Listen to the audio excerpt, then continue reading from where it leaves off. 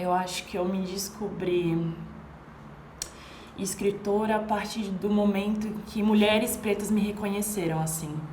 Eu acho que eu fiquei muito no movimento de só estar preocupada em me organizar e fazer isso através da escrita.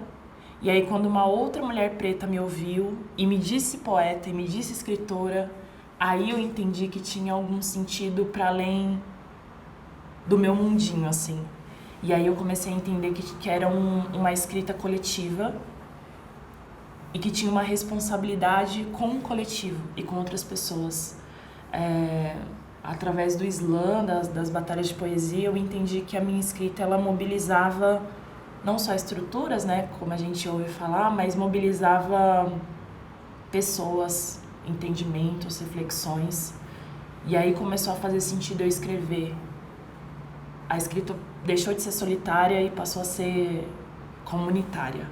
Então acho que aí fez sentido e aí eu entendi que eu era realmente escritora, que eu era alguém que decidiu ser protagonista e convidar outras mulheres pretas também, principalmente mulheres pretas, a serem também protagonistas da própria história.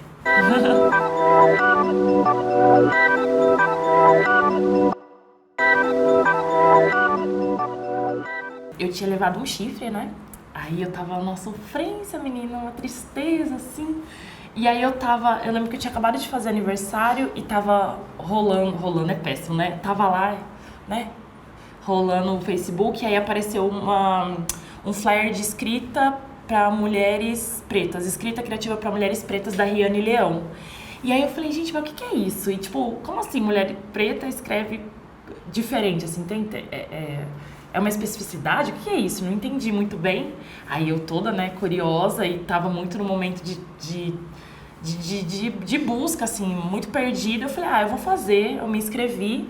E aí dentro da oficina da Riane, ela tinha ela declamava uma poesia e convidou também a Deusa Poetisa e a Patrícia Meira.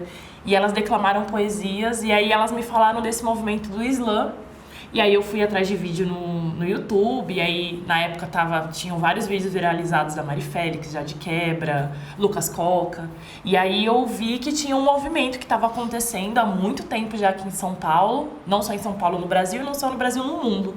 E que tinha meio que eram vários campeonatos e que quem chegasse na final ia para representar o país na França. E para alguém que sempre foi muito competitiva, e que estava muito perdida, eu acho que isso me desafiou, assim, me impulsionou de alguma forma. E aí eu fui conhecer o que era esse tal desse slam aí, que eu não sabia se era religião, o que era, né? E foi a melhor coisa que eu fiz na minha vida, assim, de verdade.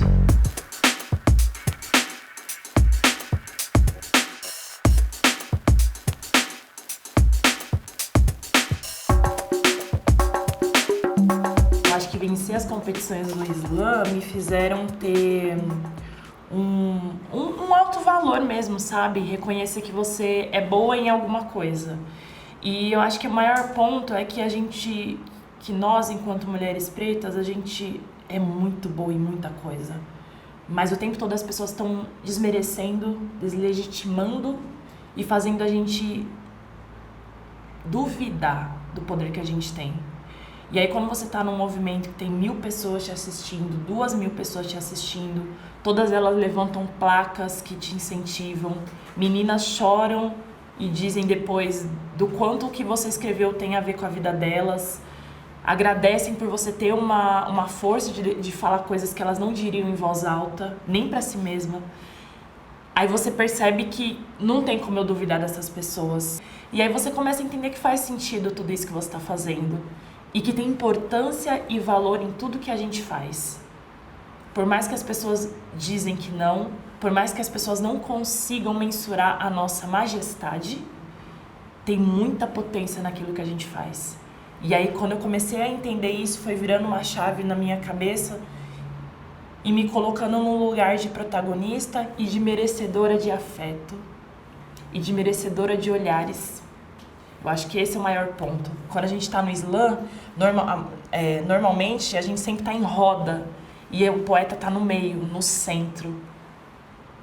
a luz e os holofotes estão para mim naquele momento. Naquele momento, o bairro, aquele ecossistema para me ouvir. Isso é muito poderoso.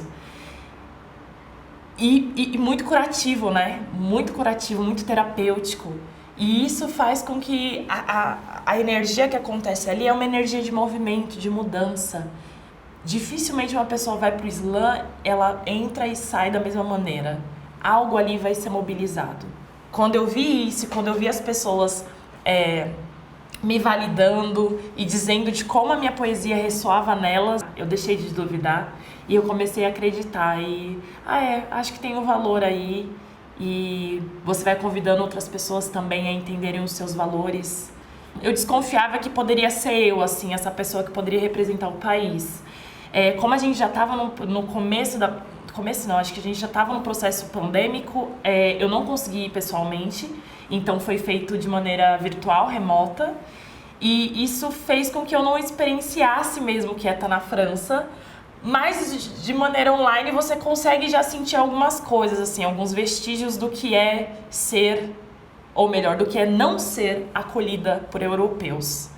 Eu fiquei pensando em dois movimentos, assim. O primeiro movimento é que a gente ainda insiste em precisar de uma validação externa de homens brancos e da Europa.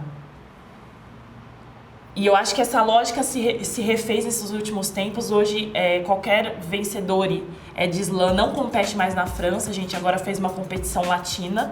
E isso é mudar a lógica do processo. Por que a gente tem que ir pra lá e passar por várias situações? Vários poetas comentaram do quanto foi difícil ir pra lá.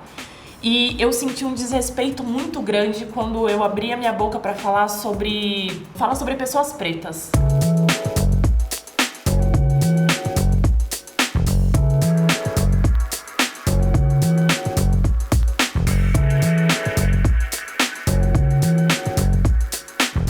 A partir do slam eu consegui entender outras formas de fazer culturas ainda, sabe? De produzir conhecimento, de produzir arte. Aí eu consegui compor o meu primeiro disco autoral, que chama Fé Refeita. Comecei a me aventurar na cena como mestra de cerimônia, falei MC, mestra de cerimônia. Então acho que é isso, assim, você vai experienciando outros lugares também que pode estar. Eu sinto Ilan também muito como um ponto de formação, assim, sabe? Porque é muita coisa rolando, né? Você tá vendo produção cultural, você tá vendo quem tá dando dinheiro, papai vendendo zine, aí tem a pessoa que tá montando equipe. Então esse ambiente todo faz com que você se prepare de uma maneira mais prática com os seus, assim, sabe? Eu acho que tudo ainda vai ser pouco pro que a gente pode vir a fazer, sabe? Tenho feito algumas campanhas também, entrei agora no ramo da publicidade, tenho entendido o quanto a gente também precisa ocupar esses lugares, porque são eles que fazem a manutenção do que a gente vê, de como a gente se vê ou não se vê. Então acho que são lugares importantes aí e, enfim, são lugares onde a gente se potencializa também, né? Eu acho que as meninas roubaram a cena, assim, sabe? E muito a presença delas.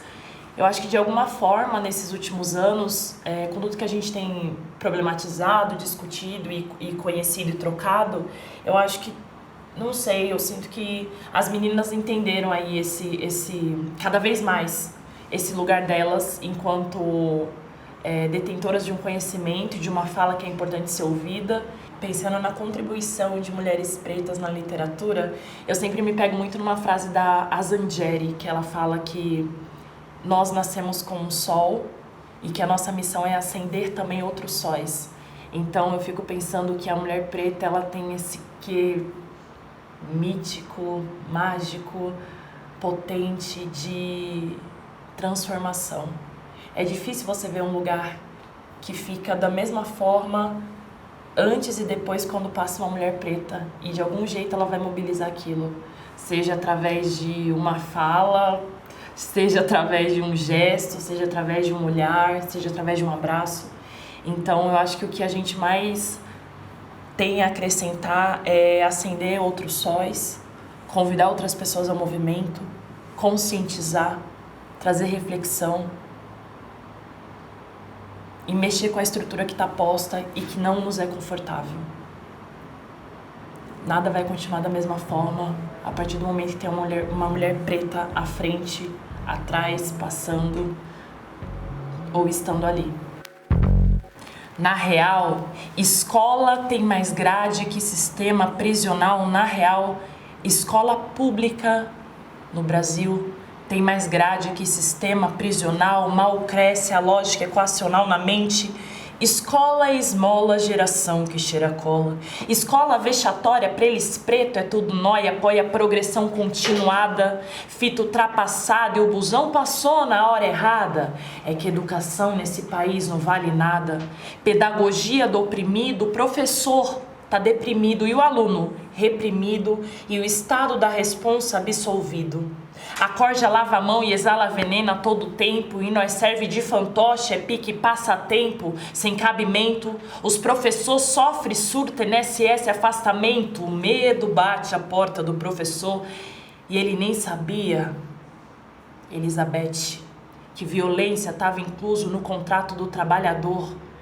Me diz aí, aonde a fórmula da Bhaskara ou da hipotenusa eu vou empregar, professor versus aluno tão prestes a se matar e no meio do caminho tinha uma pedra no meio do caminho, inho, pinho, maldito pinho pra inglês ver, Rafa Braga que rodou, mas bem podia ser você.